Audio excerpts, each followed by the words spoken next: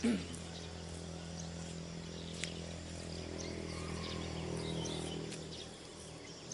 بالله من الشيطان الرجيم. بسم الله الرحمن الرحيم. السلام عليكم ورحمة الله وبركاته. الحمد لله والصلاة والسلام على رسول الله وعلى آله وأصحابه ومن والاه ولا حول ولا قوة إلا بالله. Kaum muslimin, kaum muslimat, jamaah yang dimuliakan oleh Allah Subhanahu wa taala. Bahagia adalah sesuatu yang mudah. Semua manusia menginginkan yang namanya kebahagiaan. Tidak ada manusia yang ingin sengsara. Semua manusia mendambakan, menginginkan kehidupan yang bahagia. Seorang ayah ingin keluarganya bahagia. Ibu ingin keluarganya bahagia. Anak ingin orang tuanya bahagia. Seorang pemimpin ataupun penguasa ingin rakyatnya sejahtera dan juga bahagia. Yang artinya apa? Yang artinya adalah kebahagiaan sesuatu yang diinginkan oleh seluruh manusia. Ketahuilah jamaah yang dimuliakan oleh Allah Subhanahu wa taala, bahagia itu mudah. Asalkan apa? Asalkan kita mengikuti jalan-jalan, arah-arah petunjuk yang telah ditetapkan oleh Allah Tabaraka wa taala di dalam Al-Qur'an dan juga hadis Nabi sallallahu alaihi wasallam. Kalau kita mengikuti arah-arah dan mengikuti jalan-jalan yang telah dijelaskan oleh Al-Qur'an dan juga hadis Nabi sallallahu alaihi wasallam, makanya kebahagiaan akan kita raih. Allah berfirman dalam Al-Qur'an, "Inna hadzal Qur'ana yahdi lillati hiya aqwam." Sesungguhnya Al-Qur'an adalah yahdi, pedoman sebagai jalan kebahagiaan. Dalam hadis Nabi sallallahu alaihi wasallam bersabda, "Taraktu fikum amrayni ma in tamassaktum bihima lan tadillu abada, kitab Allah wa sunnat Rasulih sallallahu alaihi wasallam." Aku tinggalkan kepada kalian dua perkara yang apabila kalian berpegang teguh kepadanya, maka kalian tidak akan tersesat. Kalian akan selalu bahagia. Apa itu? Al-Quran dan juga hadis Nabi sallallahu alaihi wasallam. Apabila kita benar-benar mengikuti cara-cara yang telah ditetapkan oleh Allah dalam Al-Quran dan juga hadis Nabi sallallahu alaihi wasallam, makanya kebahagiaan akan kita raih. Ketahuilah Bapak Ibu sekalian, jamaah yang dimuliakan oleh Allah Subhanahu wa taala. Bahagia itu mudah dan tidak susah yang dibayangkan oleh banyak orang. Begitu banyak orang yang menginginkan kebahagiaan, tetapi cara jalan yang ditempuhnya tidak yang ditetapkan oleh Al-Quran dan juga hadis, makanya mereka tidak mendapatkan kebahagiaan. Dalam sebuah hadis Nabi sallallahu alaihi wasallam bersabda, yang mana hadis ini menjelaskan kepada kita bersama bahwa ada 3 kebahagiaan. Hadis yang berbunyi, an Ubaidillah bin Mihsan al-Ansari radhiyallahu anhu qala Rasulullah sallallahu alaihi wasallam, man asbaha minkum aminan fi sirbihi mu'afan fi jasadihi indahu qutu yaumihi faka'annama hizat lahu dunya, rawahu at-Tirmidzi. Dari Ubaidillah bin Mihsan al-Ansari, semoga Allah meridhoinya, dia berkata, Nabi sallallahu alaihi wasallam bersabda, barang siapa yang memasuki waktu paginya dalam keadaan aminan fi sirbihi, aman pada dirinya, mu'afan fi jasadih, dan sehat badannya, indahu qutu yaumihi, dan dia memiliki makanan pokok pada hari itu, faka'annama hizat lahu dunya, maka baginya seakan-akan mendapatkan dunia dengan segala kenikmatannya. Hadis riwayat Tirmizi. Allahu akbar. Dari hadis yang mulia ini menjelaskan kepada kita bersama bahwa ada 3 kebahagiaan, ada 3 nikmat Allah Subhanahu wa taala yang Allah berikan kepada kita. Dan saya yakinnya ketiga nikmat ini, ketiga kebahagiaan ini ada pada diri kita. Yang pertama tadi apa? Yang pertama adalah kita memasuki waktu pagi dalam keadaan aman. Alhamdulillah, kita melihat ya, aman pada diri kita, aman pada keluarga kita, aman pada lingkungan kita, dan aman pada negara kita. Coba kita bandingkan, coba kita bayangkan di negara-negara yang lain, ya, di Palestina hingga detik ini, hingga saat ini masih terjadi baku tembak, masih terjadi kericuhan, kerusuhan, ya, peperangan antara Zionis Yahudi dengan saudara-saudara kita yang berada di Gaza. Artinya apa? Mereka tidak merasakan kebahagiaan. Kenapa? Karena tidak aman pada diri mereka, tidak aman pada lingkungan mereka, dan tidak aman pada negara mereka. Begitu juga di Suriah, begitu juga di Yaman, begitu juga di Aleppo, begitu juga di Chechnya, begitu juga di daerah-daerah yang lain, di Rohingya dan lain sebagainya, yang sampai saat ini mereka tidak mendapatkan kebahagiaan, yaitu keamanan. Oleh karena itu, saudara-saudariku jamaah yang berbahagia, kita merasakan nikmat aman. Artinya apa? Kebahagiaan Allah berikan kepada kita. Ini yang pertama. Yang kedua, kebahagiaan yang kedua yang ada pada diri kita, yang Allah berikan kepada kita, yaitu sehat badan kita. Alhamdulillah, kita merasakan kesehatan. Buktinya apa? Buktinya kita bisa beraktivitas, kita bisa melaksanakan perintah-perintah Allah Subhanahu wa taala. Kita bisa bekerja, kita bisa mengerjakan pekerjaan-pekerjaan yang lainnya. Coba kita lihat, banyak sanak famili kita, banyak tetangga kita, banyak saudara-saudari kita yang mereka itu tidak merasakan kenikmatan. Kalau kita sekarang berjalan ke rumah sakit, maka kita akan mendapatkan rumah sakit penuh oleh pasien. Dimanapun rumah sakit sekarang, maka pasiennya begitu banyak. Artinya apa? Mereka tidak mendapatkan kesehatan, mereka tidak mendapatkan kebahagiaan, itu sehat pada diri mereka. Alhamdulillah, kita diberikan nikmat oleh Allah Subhanahu wa taala berupa sehat badan kita. Yang ketiga adalah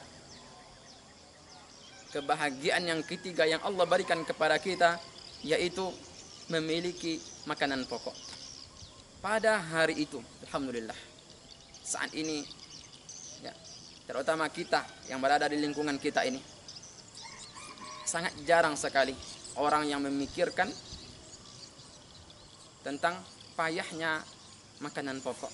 Sekarang semuanya hampir dipastikan ya, untuk kebutuhan makanan pokok pada hari itu mereka memiliki ataupun sanggup ada makanan pokok, ada makanan yang akan mereka makan pada hari itu. Alhamdulillah, kita mendapatkan 3 kebahagiaan yang Allah Subhanahu wa taala berikan kepada kita.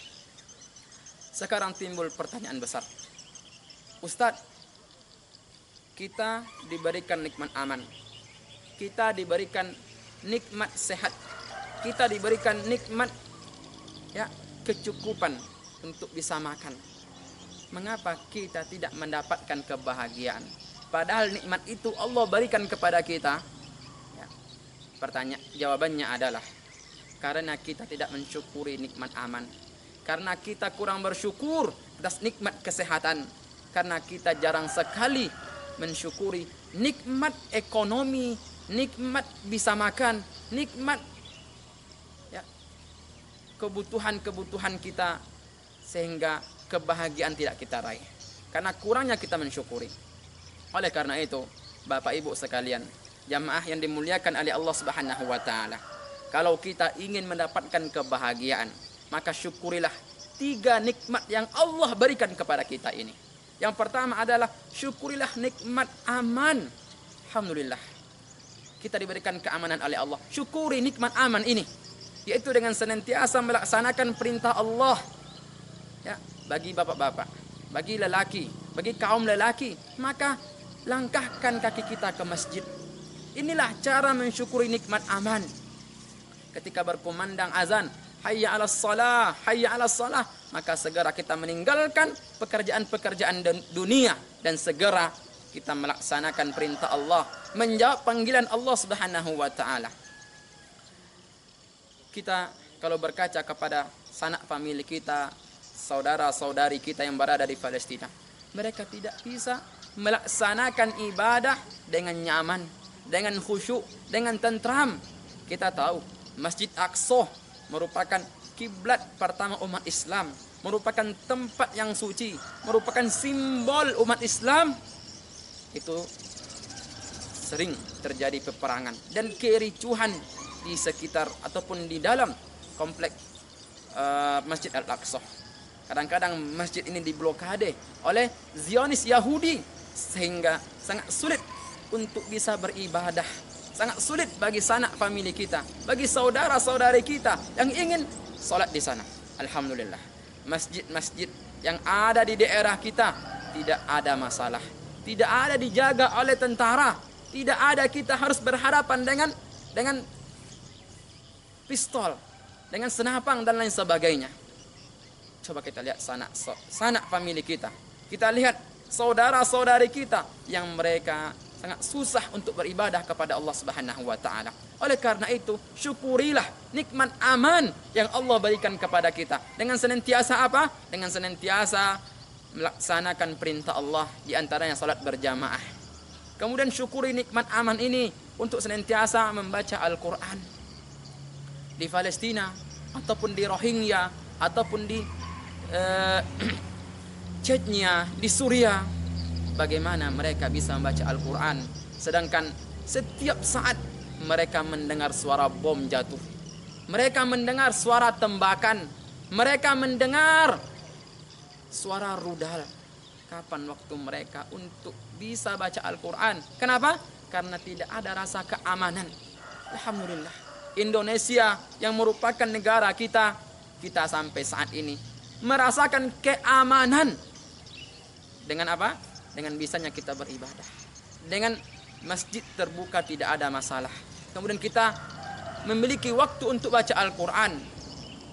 Kemudian syukurilah nikmat aman ini bagi wanita untuk senantiasa menutup aurat.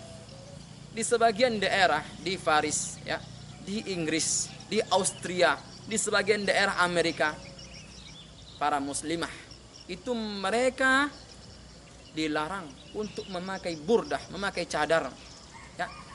Para muslimah kita diintimidasi, dipersempit kebebasan mereka di dalam menutup aurat. Ya. Di bandara sering kita lihat, ya, wanita-wanita yang memakai cadar, wanita-wanita yang menutup aurat dengan baik, itu mereka akan paksa untuk dibuka, diperiksa, karena mereka menganggap ini kecurigaan, karena ini adalah sesuatu yang bertentangan dengan negara mereka. Alhamdulillah, di negara kita Indonesia, di negeri kita ini tidak ada larangan seperti itu. Alhamdulillah, kita diberikan kebebasan untuk bisa bercadar bagi akhwat. Ya, para akhwat diberikan kebebasan untuk bisa senantiasa menutup aurat. Tetapi mengapa negara yang sudah aman seperti ini, banyak di antara akhwat-akhwat kita, banyak di antara anak gadis, banyak di antara para muslimah yang mereka tidak menutup aurat dengan baik.